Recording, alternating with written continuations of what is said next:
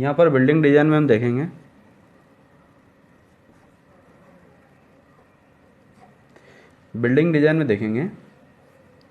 कि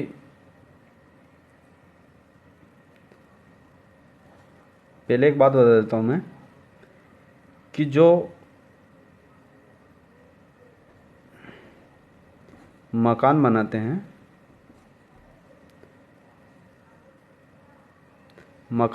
तो इसमें मान लो कि इसको डबल मंजिल करते हैं, डबल फ्लोर, ये हमारा सिंगल फ्लोर का है,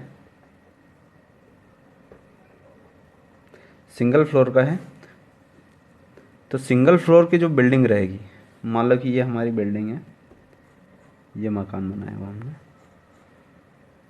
ये सामने से ऐसा दिख रहा,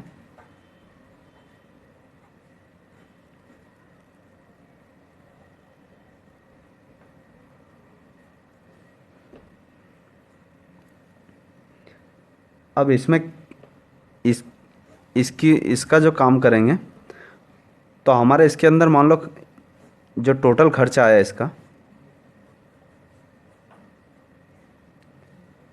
ये है, तो इसका टोटल खर्चा है, ये मान लो कि प्लाट है हमारा, ये इसकी है साइज है 50 और 20 बाय 50 का हमारा प्लाट है। तो इसके अंदर हमारी ये 1000 स्क्वायर फीट का प्लाट हो गया, स्क्वायर फीट का। तो इसके अंदर हमारा कितना खर्चा आया, इसका खर्च मान लो कि आया कितना,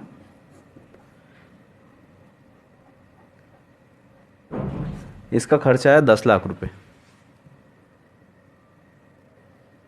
इसका खर्च कितना आया, 10 लाख रुपए। तो जब हम सेकंड फ्लोर का काम करेंगे तो अब सेकंड फ्लोर में देखते हैं हम कि यहाँ से जब सेकंड फ्लोर हम बनाएंगे, ये सेकंड फ्लोर बनाएंगे तो ये हमारी कितनी सस्ती पड़ जाती है इससे। हमारे फर्स्ट फ्लोर मान लो कि कितने की, 10 लाख रुपए की बनी, जिसमें हमारा फाउंडेशन, फुटिंग जो भी है हमारा,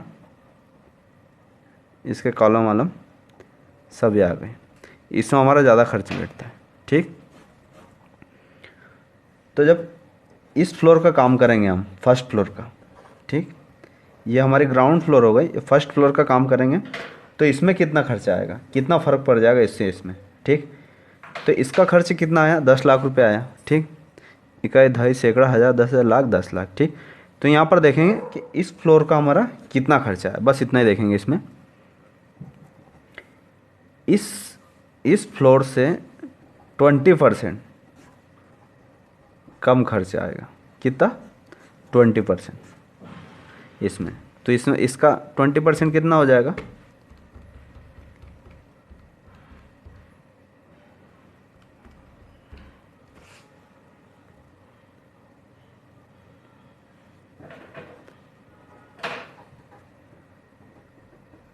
₹2 लाख। यानी जो हमारा ये बनेगा फर्स्ट फ्लोर हमारा, ये ग्राउंड फ्लोर है, फर्स्ट फ्लोर हमारा कितने में बन जाएगा, 8 लाख रुपए में। ये 20% सस्ता पड़ता है इससे, और ये स्टैंडर्ड है। ठीक,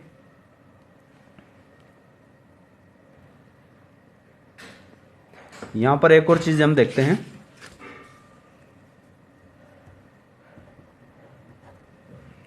इसमें हम देखते हैं कि जो हमारी स्टेयर केस होती है,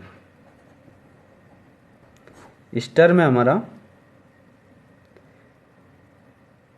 जो राइज़र होता है वो कितनी होती है, 15 सेंटीमीटर से लेकर 18 सेंटीमीटर, ये स्टैंडर्ड बता रहा हूँ मैं। ठीक, दूसरा हमारा जो ट्रेड रहेगा, ठीक, ये कितना रहेगा, ये रहेगा 25 सेंटीमीटर से लेकर 27 सेंटीमीटर। ठीक, तक बनाया जाता है। ठीक, एक चीज़ इसमें मैं बता देता हूँ कि हमारा जो ये एरिया है बिल्डिंग का एरिया में, ये एरिया मेरा रेक्टेंगल एरिया है, यानी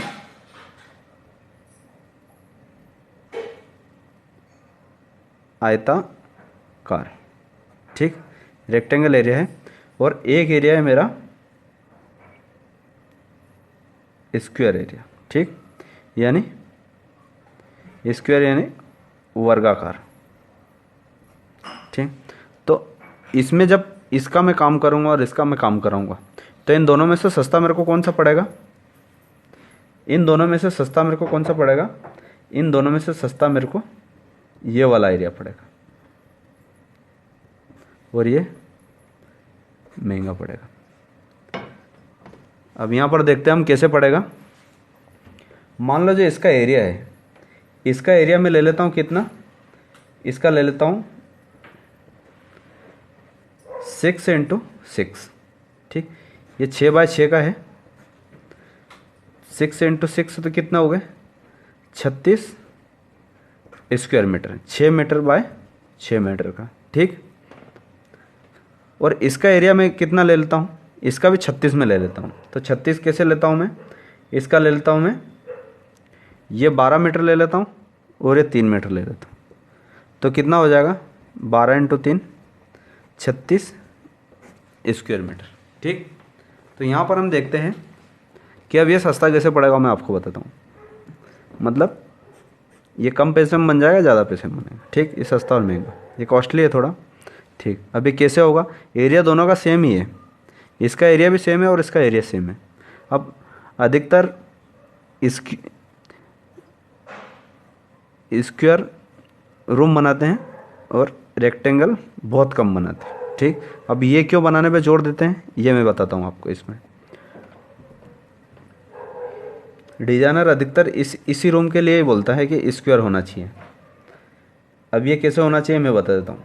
अब मान लो कि इसकी जो परिमाप, यानी इसकी परिमाप क्या होगी? P = यानी 1 2 3 4, 4 जोड़ लेता हूँ मैं। ठीक, तो यहाँ पर परिमाप इसकी क्या होगी? इसकी निकालता हूँ तो हो जाएगी 2 6 + 6 कितनी हो जाएगी? ये हो जाएगी 1 2 और 1 2, ये 6 और ये 6 करके × 2 कर देता हूँ मैं, तो कितनी हो जाएगी? 24। एरिया सेम है, 24 मीटर। ठीक, मतलब 6 6 और 6 6। ठीक, 6 6 6 12 और 12 12 24। ठीक, दूसरी इसकी देखता हूँ मैं, इसकी परिमाप कितनी? एरिया सेम है इसका, अब इसकी परिमाप कितनी होगी? इसकी होगी 2 12 + 3 = ये हो जाएगी हमारी 30 मीटर। ठीक, तो अब इसमें दोनों का क्षेत्रफल तो एक ही है, यानी ये एरिया एक ही है। ठीक, लेकिन इसकी जो परिमाप है या पैरामीटर ये अलग अलग हो गए। ठीक, इसलिए इसकी तुलना में जो इस बिल्डिंग की तुलना में ये बिल्डिंग सस्ती होती है, क्योंकि इसमें ये परिमाप कम है इसकी। यानी अगर जो ब्रिक वॉल बनाएंगे तो ये सस्ती पड़ेगी हमारी, ये, और ये महंगी पड़ेगी।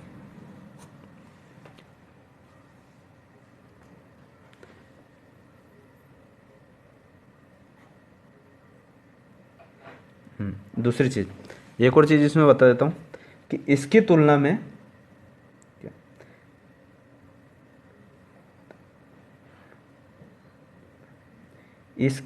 में जो इसकी दीवारें रहती है, इसकी दीवार इसकी तुलना में, मान लो इसका ब्रिक वर्क कितना हो गया? इसका ब्रिक वर्क हो गया 100%, मतलब 100 स्क्वायर मीटर। तो इसका कितना होगा? इसका होगा, मान लो इसका ब्रिक वर्क कितना?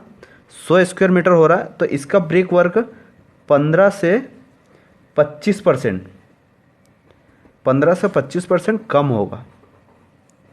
किसका? इसकी तुलना में इसका ब्रिक वर्क 15 से 25% कम होगा। और ये स्टैंडर्ड बता रहा हूँ मैं आपको। इतना सस्ता पड़ जाएगा इससे ये वाला इसके। थैंक्स।